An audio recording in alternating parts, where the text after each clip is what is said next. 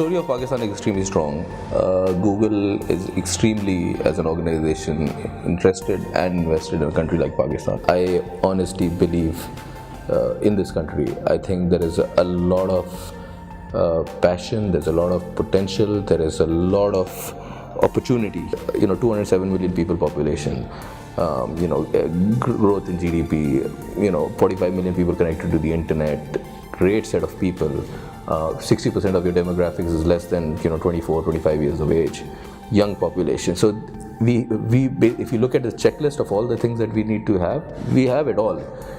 It's just that it needs to now come together. One of the biggest problems is we get intimidated somehow when we start talking about digital, and I don't think the digital world has made it any easier, because we keep talking about specific terms and jargon which kind of put people off.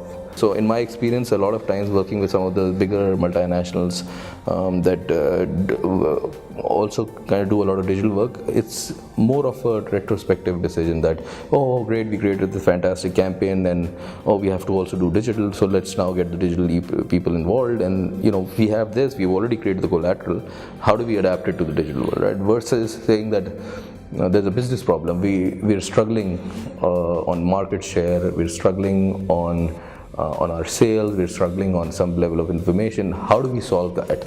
And then work from there. And I think this is a change that is now going to start coming in as people start realizing the value of this. And you just need a couple of very strong case studies of successes where people will then start believing in this much more. We know that there are many ideas that keep coming. I guess the challenge is that there are so many. To be able to get the right ideas and have the right people backing those ideas as well. So there's a lot happening in the startup space in the country.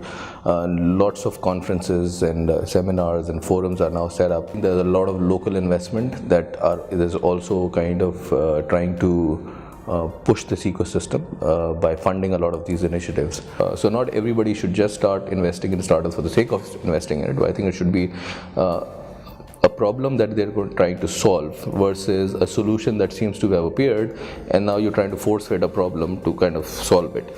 And all the investors, they should be able to identify some key burning problems that they feel they're very close to. I think the next level of growth will at some point in time also come from the international VCs who start seeing potential in this part of the world, and therefore bring in not only investments but also a lot of guidance that the startup phase needs to continue to keep going forward. Professionally, I feel that is somewhat lacking, and I think we're kind of coming a long way in that. Is people need to be respectful of other people's differences of timings and all that. Right now, I mean, and I've had experience in the past as well, a meeting could last for 4 hours, but basically the point is could be closed in like 10 minutes.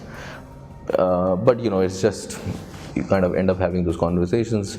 Internationally, you will have 10-minute meetings, you will have 25-minute meetings. So I think as people, we need to be more considerate and respectful of other people's time, so that allows us to give focus. And I'm very confident that there will be a number of ideas which will be world-changing that will come from this part of the world.